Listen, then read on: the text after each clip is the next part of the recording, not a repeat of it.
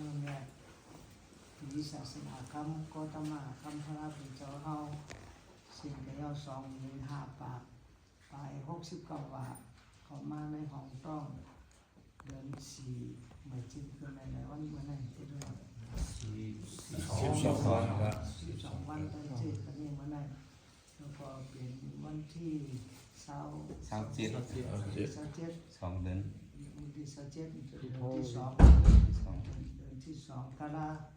อาจุจอดเราถึงห้อง5สัตกาตั้งชื่อตั้งโลตั้งหลายก่อนกันมาไว้พระลาตีในหางในหอในหอในเฮือนปอพักการลงสู้ว่าลิงเสียงจริงเมืองเฮือนตั้งเสียงตะกาเสียงจริงเฮือนอันเป็นเจ้าตาหน้าจอมคำเสียงจริงเฮือนอันเป็นเจ้าตาหน้าหอเจ็ดจันหลงตีทำเมืองเกียรติกว่าเจออันเมืองเฮ็ดที่จงเมืองคงกว่าเจออันเฮ็ดใจเฮ็ดเหลืออันหลุดตั้งหัวโตหัวรุ่นกว่าเจออันเป็นเจ้าตาหน้าที่จอมที่กองมูนกยางเป็นกว่าในลุ่มหน้า2 ปอเป็นต่างที่กว่าเจอที่เจ้าตาหน้าตั้งเสียตั้งหลายนับในขยันตั้งช่องใจช่องเหนือวัดใจวัดเหนือก็ทับกรรมย่อมบุญสังขารในก็นับในขยันที่เป็นพระการหลงเป็นเจ้าตาหน้าหลงจับจอมห้อมไปเขาจะปกจุ่มมาหลายจัดหลายปานเย่าก็ซ้ำมีอ้ามซ้ำมาเป็นปลองในลองกันแทงในหลีอ้ามแท้ๆเขาประจุ่มย่ำทางที่ได้เป็นก็บอกว่าหลานยิงเขาในมันเป็นเมย์เขาจัดก่อนมาเกิดจัดก่อนในเมย์เขาในโผมันมีอยู่19 ก้อโผไม่19 ก้อมันเอาโผน้ำหนักห้อมถามว่าติมั่ง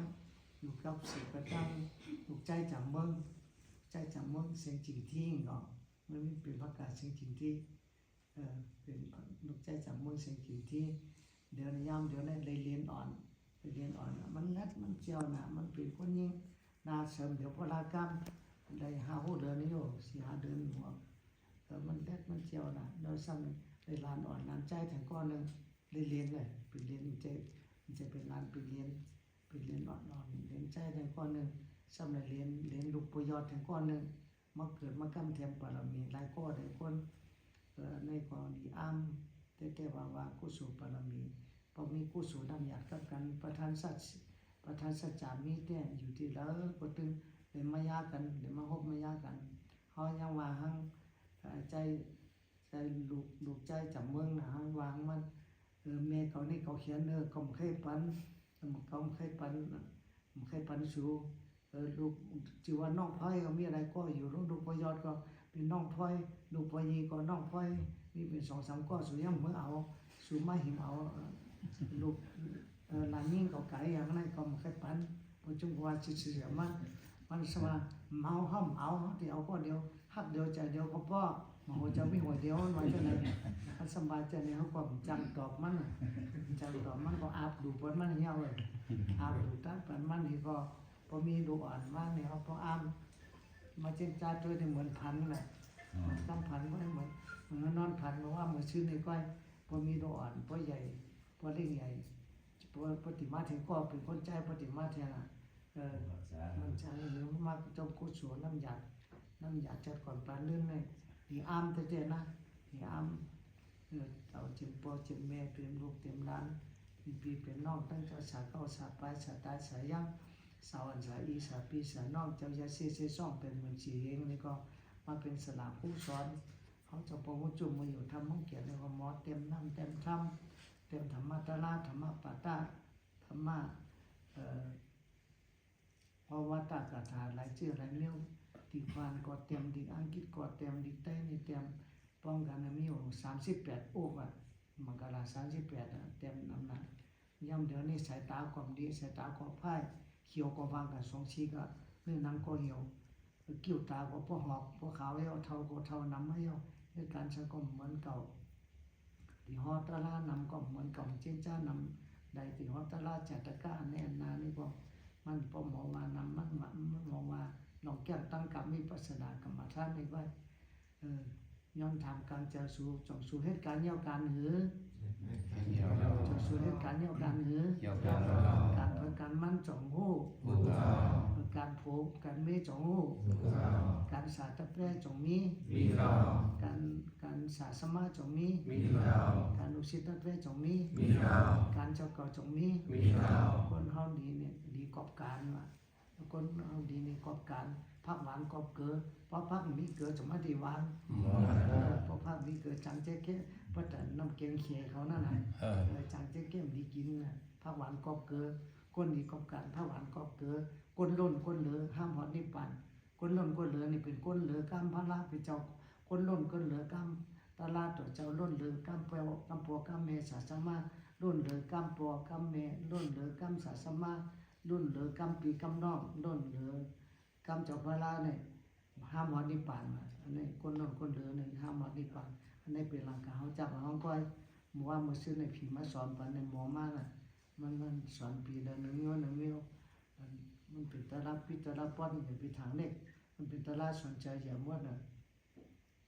เฮากำชินกำทำในอาปุ่มประมาแตกเหมือนชื่อเฮากะกล้ากะขายโคมันในเฮาขาดกะกะเงินหนึ่งมันในเฮาขายอะไรกะเงินหนึ่งโคเฮาขาดกะเงินหนึ่งเนี่ยคือเจ็ดเศษด้วยในจะเฮากุมือกุวันมันในเฮาได้นำยัดกะเงินหนึ่งเฮาเลยหลู่ได้ต้านสังไว้ได้กำชินสังไว้สินขอได้เฮาพูดเฮาขาดมันในปานาที่ปาทศาสตร์คนตายห้าอตินาตาหน้าเขากับละโคเพื่อนห้าการมีสู้เขากับพี่ลูกพี่เมย์กับหิมเอาลูกเอามีเพื่อนห้าเขาในมูสาวาตาในเป็ดไรเลียนเปิ้นในหลาได้ท่าเปิ้นในลาดกัมอันมีลาดกัมอันมีน้ำมีแกนมีร้อนมีแกนน่ะเขาจ่องได้ลาดออกมาเมื่อไหร่เจอเขาจ่องดีเมื่อไหร่วันไหนเจอเขาจ่องแมดย่อก็เขาต้องกินเหล้าม้อยายาผิดยามาเมายาเมากำทั้งเสียงเขาจ่องกินเมื่อไหร่เขามาเจจ้าด้วยเมื่อไหร่เพราะว่าเขากินเลยก็สีน้ำพุทธน้ำขาดเขาเจ็ดเสียด้วยเขาก็เลยน้ำเมียดมานำเมื่อไหร่เพราะว่าปนกับเป็นวันมันวันหรือวันนั้นปนกว่าตาหน้าก็ให้ถึงตีถึงตั้งสินศีลาก็มันเกี่ยงกำถึงตีถึงตั้งเหมือนเจอเขากะกล้ากะขายนั่นน่ะเขาหลุดเจ็ดเสียด้วยว่าโคเขาขายขาดกันได้หนึ่งเขาเลยน้ำเมียดมากันได้หนึ่งเขาจะซุ่มแทงกันได้หนึ่งอุปูเขาสันติได้ขายอันนั้นแทงเนี่ยเหมือนเจอเปิดขายโคในเสียงในกัดได้ด้านนึงน่ะเปิดจังว่ากำคนกุปอกเนี่ยว่านักเลยเปิดว่ากำนักเปิดว่าชื่อเปิดว่าใครกัดใครเย็นกาบน้ำบ่อหินใครมีศีลเฮ็ดคนกล้าใครคืนเมืองพานิปั่นคือแหมคาเจ้าเอาของมาด้วยกำนักกำหนาเนี่ยกำปาลีมันเลิกกำปาลีใต้เฮาน่ะใครกัดเมื่ออาบน้ำบ่อหินใครมีศีลเฮ็ดหนังก้นกล้าเพราะใครจึงขืนจันผ้าเมื่อนี้ปั่นแหมเจ้าเอาของเอาลูกแหมเจ้าเอาของเนี่ยเป็นตั้งตายย่อหนอแหมเจ้าเอาของจื้อแหมเจ้ามันเนี่ยเป็นนางดอกผ้าเฮต่อสายมออันนี้มีในเจ้าเฮาอยู่แหมมันแปดอย่าไปปั่นมันอยู่ในเจ้าเฮาพอเฮาไอ้กอดรอผ้านำในก็ตุขาดนำมาทิๆอ่ะพอไอ้กอดต่อสายนำก็ตุขาดนำมาทิๆไอ้กอดมอห้านำก็ตุขาดเฮาก็นำมาทิๆเฮาอยากไปไอ้กอดมันดีในมังคลาสูตรก็ว่าไว้เนาะอาเสวนาจะปารานังปณิตานันจะเสวนาปูจาจาปูจานียนังอิตมังคลมุตตมังเนี่ยในมังคลาสูตรว่าไว้อย่าไปให้ก่อคนเมือกเลยให้ก่อคนดีๆปูจอที่ถึงปูจอพระราตราสังขารปูจอพอเมียสาสมาเนี่ยเขาจะเลยกัดเย็นนั่นพอห้ามหมอปูจอนี่ก็สารนังกุงเขาติรู้มันก็การผู้จนอกศาสนาว่าไว้ผีไว้ช้างนับถือหรือเจ้าพระรากาฉะนั้นสารนากุเฮาลูกเพราะสารนากุเฮาลูกเนี่ยเฮ็ดสังก็ขึ้นยามาสูงว่าเฮ็ดสังลาดแล้วก็เป็นอันนั้นเฮ็ดอันนั้นเป็นอันนั้นลาดในซ้ำเฮ็ดเป็นเหมือนกำลาดกำมอลาดกำลาดเป็นเมียวเจอซ้ำเป็นเมียวกำลาดเป็นศีลเป็นธรรมเจอซ้ำนำพระฐานมีนี่ก็เป็นคนเหี่ยวการเป็นคนเหี่ยวหลายเป็นคนมีกามมีขันแล้วก็มันก็เป็นคนหมาขี้กาหางดีฟังดีทั้งนอกไปทั้งตัวทั้งนอกเลี้ยงจงหูเหมือนมะเขือส้มอาบจะกินเตหวานไว้เปิดมาแก๊กกินตั้งในมันขมกิ๊กลำพิเทมัดหมาขี้กานั่นเป็นคนหมาขี้กามันก็จะเป็นคนหมักนูนหมักล่างเป็นคนหมักหมอโอเด่นคนหมักนูนหมักล่างทั้งนอกมันเป็นหมหุดหมาหาดห่างจ้าใจคำห่างจ้าใจคำเต้น ทางในมันหอมหวานเจ็บก็มีว่าว่าน้องอย่าไปต้วยตื่นต้วยเลิกต้วยคว้าปองมันจุ่มนี่ก็ต้วยเลิกอย่าไปต้วยตื่นพอสุดต้วยตื่นสุ่มหมูจำมันเป็นเผลอมันอยู่ตีแล้วมันเกิดตีแล้วแต่ตีแล้วมามันสร้างปารามีมาแล้วจะลายปานนั้นสุดต้องไปจับพระรามีแต่สุดต้วยเลิกอธิษฐานของมันแล้วก็จะเขาเนี่ยเป็นเนื้อไว้เนี่ยเขาหลูต้วยเลิกอย่าไปต้วยตื่นพอต้วยตื่นเขาหมูจับเปิ้นลำจะได้อยู่trongกันก็เฮาก็มูจะเปิ้นก็มูจะเฮาก็มูได้จะเปิ้นการจะเปิ้นเป็นเฮาก็มูเปิ้นก็มูการจะเฮาตัวตั้งนอกได้เป็นเมียวก็เนาะเนี่ยมันจังเริ่มกันไว้น่ะมาย่อมของย่อมแดงกันเนี่ยก็มาใส่ของใส่แดงมาทางดีตั้งนอกไว้ตั้งในซ้ำเป็นหางจ่าใจคำก็มีมันก็ซ้ำกำลัดเป็นสิ่งเป็นธรรมจะลำบ่ตันผันมีมันก็กำลัดหวานน้ำตาผ่านบ่ออกคนหลัดคนละลาดวันส้มหวานจะส้มจะซับส้มหวานคนชมนี่ก็จะมีน่ะมีจอดมีเจในโลกกำผาในนะย่ำเดี๋ยวในแค่นี้ก่อนนะเย้าพี่ในโลกกำผาในพี่อันตึกต่อกันตายของตัวเย้าไปไหว้ปอกพี่อันอึบเขาตายเนี่ยก็มีจอดกูวันกูเมืองอ่ะเดี๋ยวจะมีเขากินหลายวันหลายเมืองวันเมืองเปิดทุกข้างเดี๋ยวเฮาเมืองเฮายังมีเขากินน่ะเป็นตามบ้านตามเมืองมันพวกไปซื้อว่ามันได้กินเขากินพักลู่หายตายนำเต้ๆว่าต่างวันต่างเมืองเฮายังคัดเย็นว่าแต่ไหนเขาเลยปึงหงปึงเงา ศาสนาปึงหงปึงเงาปะเมศาสมาปึงเงาตั้งดีผู้สู่เฮาได้ปึงได้ยิงฐานะผู้สู่ศีลผู้สู่ภาวนาผู้สู่เฮาได้เฮ็ดคือสร้างหางฝังไว้จังได๋มันมากำมาแถมเพิ่นเฮาได้กัดได้เย็นมีทั้งเดินมีทั้งไม้สังที่ไปย้อนการตายนี่ก็มีมาแทงยามเดี๋ยวนี้เมืองอินเดียนี่ตายกับ20,000ไปคนเมืองเขานั่นคนทุกภาคก็ตายสังฆาก็ตายผู้เจ้าฮินดูเขาก็ตายจอมเปิ้นเขาบ่เขาผิดผู้หลังมันเจ้าเมืองเฮาเขาก็ตายนำเขาอ้างเมืองอินเดียอ้างเมืองอาสัมเมืองอาสัมเอาอ้างเมืองพุทธกยาย่ำเป็นเมืองน่ะพี่ไหนเขาก็ตัดขาดนี่ก็เมื่อก็มันเลยเมืองมันมาเมตตามันเมืองเตยเขาก็เย็นมาจะมาเนี่ยมาเล่นมาเอาก็จะมาสร้างบารมีมาเพื่อทำสร้างบารมีมาเฮ็ดในเป็นตัวอย่างในสู่ในหัวในอันในเจ้าว่าวุ้นจุ่มเป็นสื่อในเจ้าเฮาเมตตาก็เลยนึงจะกับเมากันเมืองลาวก็มันจะตั้งเมืองลาวตั้งออกคงในแต่เมืองลาวนี่ที่นึงเป็นที่อยู่ที่เศร้าเฮาในโลกกำพามีที่ละเหมือนที่ลอยมวนปันหนาวมวนปันกัดปันหนาวนั่นก็กัดเย็นเรือเพิ่นที่ทำพระบาทพระจ้างนี่ก็กัดเย็นเรือเพิ่นงูตัวของมากายเหมือนทำมังแก่งูตัวอย่าลงตัดกินสาดก็มาหาตัดงูลงตัดขาเนี่ยก็มาหางูเห่าลงให้ก็มางูกันปองก็มางูยาวตัวใหญ่ก็มาหา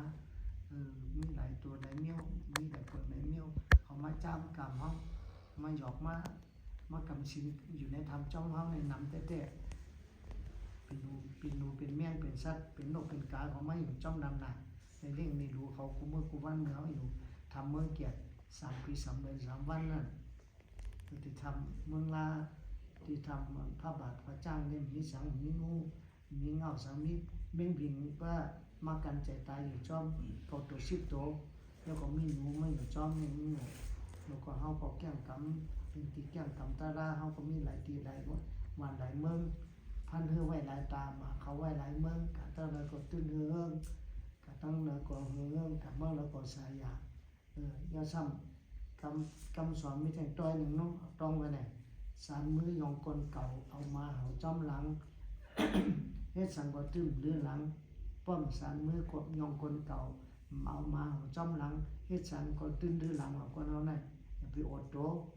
เอาอดโตเฮาว่าเฮาดีหรือเปิ้นแก้หรือเปิ้นเขาได้เข้มหรือเปิ้น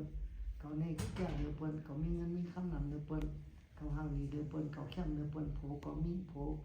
ขามีพี่น้องเขามีนำมันจังมีจะมันมาหน้าแผ่นสูงคนเฮาเนี่ยนะอย่าไปมีจะมันมาหน้าแผ่นสูงไม่จะเต็มเหมือนแผ่นจิตตีนนั่นไผก็เจ็ดก็เจ็ดไผก็เหยียบไผก็ยำเพราะใครฮอดนี่ป่านนี่พระราชเจ้าสอนเจ้าอย่าลาวเจ้าลงลาวลูกค้าก็เพราะเมื่อเคยเป็นละหันตาเป็นเจ้าพระราช เป็นล้านตาได้หันมากอย่างพออย่างถึงนิพพานเนี่ยอยู่ไว้จะเหมือนดินไม่จะเหมือนน้ำไม่จะเหมือนลมไม่จะเหมือนไฟไม่จะเหมือนอากาศกองกลางกลางเฮานั่นเนี่ยว่ามันจะเรียกว่านิพพานมันจะเอาแก้งคำจอมก็สั่งคำสอนปลอมมันจะก็บอกว่าพระราเป็นเจ้าบุตรเป็นเจ้าสิทธาเนี่ยเกิดลูกใจมากกว่าหนึ่งท่านในเรื่องในดูก็ไม่มาใหญ่มากกะหานั่งยาสอทารานั่งยาสอทาราเนี่ยมากวาดดินทลามไหลมาในแค่เย็นนั่งยาสอนะยาแล้วก็สอนะยาแล้วก็สอมากวาดดินพระราเป็นเจ้าให้ก็เพราะว่าผ่ากันหนึ่งในได้อยู่หลายปีมือออกต่อทางอาศักเศร้าเก่าอาศัก35เป็นเจ้าพระราน่ะผ่ากันใน10 ปีไปย่อแล้วก็นั่งยาสวดทารานี่มันก็เรื่องหันเรื่องโตนะมันก็ในหันเจ้าสีทัท่าอย่างเงี้ยมันก็แวนกดตีนี่ก็ห้องให้เอาคนหัวเจ็บตีนี่ก็ไวให้ต้องปั่นอย่างนี้เอาแล้วก็เปิดอาภานั้นไม่ปอกเดี๋ยวนี้ก็น่ะเดี๋ยวนี้พี่น้องมันใครนั่งยาสวดขึ้นมายิบแข็งยิบขาเขาว่าจุยิ้มได้พอยิ้มเนี่ยได้นะมาเตอร์นั่นได้ผีเพื่อตัวไปขิงแห้งน่ะมันแห้งมันตึงป้าไปมันก็มันมันหูคิงก็กามันพอห่างดีตาก็การเปล่าไล่แก้มเราไล่ชอบเราพอไล่แก้มเนี่ยพวกน้องเนี่ยพิดกันติ๊กผมเองก็พิดกันปีน้องก็พิดกันสาตะเป้ก็พิดกันเราไล่ชอบไล่แก้มใส่กันเอาไล่จะเมตตาโมทิตาอุเบกขาใส่กันดูมีผมมอกันเย็นค่ำมอเย็นมอเย็นเจ็ดมอค่ำสีมอน้ำกัดน้ำเย็นค่ำสีมอหลวงมีได้เจอไปจะมันมิจเมตตากันลุหนาโมทิตาอุเบกขาเหตุการณ์หนึ่งมันเยี่ยวกันกับวันแล้ววันนั้นพอมันเยี่ยวกันกับวันแล้ววันนั้นเจอเขาในสร้างล่างเนาะเจอในสร้างล่างว่างเจอมีตั้งไม่อกไม่เจอสักเมื่อในการแต่หน้าเขาก็เลยเฮ็ดศีลาก็เกี่ยงกรรมภาวนาเขาก็เลยภาวนาต้องหมากอย่านั่งส่งเมตตาปันปอนในพี่น้องใส่เจือเหอใครปิเจือจัดภาษาศาสนาเฮาเจือจัดภาษาศาสนาเปิ้นคู่ภาษาในโลกภาตั้งเสียงเมตตามีจิตเต้าติเติบเหมือนก้องกลางเฮาเนี่ยจะเฮาจังนี้กะตั้งแล้วก็ได้กัดเย็นเซได้อยู่งามซ้ำสาเพราะมันเฮาก็ได้อยู่งามซ้ำสาเปิ้นก็ได้อยู่งามซ้ำสาเหมือนเฮาเขาก็เคยเลยกัดเลยเย็นเปิ้นก็เลยกัดเลยเย็นเหมือนเฮาเคยรอดป้นสิเพ่เขียนทุกข้าเปิ้นก็ได้รอดเพ่เขียนทุกข้าเขาก็รอดสิเพ่เขียนทุกข้าเหตุการณ์มุ่งยากการวันการประกาศในกฎกั้นแทนศาสนาการมุเจ้าก็ดูห้องดูรับดูซ้อนดูเนเปิ้นกันจะกินข้าวเนนอนเป็นหลายอยู่เป็นหลายซุ่มวันกินข้าวซุ่มข้าวกินผักซุ่มผักอยู่นักหนังนินเมืองเหตุการณ์เมื่อการเรื่องอยู่ในมันสั่งถูกมันเจ้าเฮาก็มีการสั่งสอนแต่โตโนสอจีเนเสียนตั้งนิพพานจีเนสิตั้งนิพพานเป็นสัตวะตั้งหลายเลยพ้นทุกข์ในวัฏสังสารเพศเกิดเพศเฒ่าเพศจิตเพศเปลี่ยนเพศตายเหตุการณ์มันเย่าการนะผามันการแต่หน้าก็มันเย่าการถึงที่ถึงตั้งการศีลก็หนึ่งมันเย่าการถึงที่ถึงตั้งการภาวนาที่เพียรของมันเย่าการถึงที่ถึงตั้งในภาวนาทั้ง2 นิ้วสมถะกรรมฐานก็เอาวิปัสสนาก็เอาป้อมมีสมถะก็มีวิปัสสนาป้อมมีวิปัสสนาก็มีสมถะนี่เป็นภาวนาให้ใจนิ่มเพราะจะมันนิ่มไม่ยาวเนี่ยจะเอาอย่างจิ้มเพราะจะนิ่มเอาอย่างจิ้มนี่ก็เอาได้ถึงนิพพานได้ถึงขั้นนิพพาน1 แก้ว1 กำอุปมาเจ้าอนันตาธรรมพระราชเป็นเจ้าขั้นนิพพานเป็นชื่อค่ะมุเจ้ามุชุมเจ้าพระราชคาเนี่ยพระราชเป็นเจ้าจังหวะอนันตาคนที่ขั้นนิพพานนี่เหมือนเจอคนนอนหลับสิเล่มพันหันสังหิเมียวหมูหางหูตัวยุบก็หูหนามก็หูนอนนะคนหนึ่งพ่อกระจะเย็น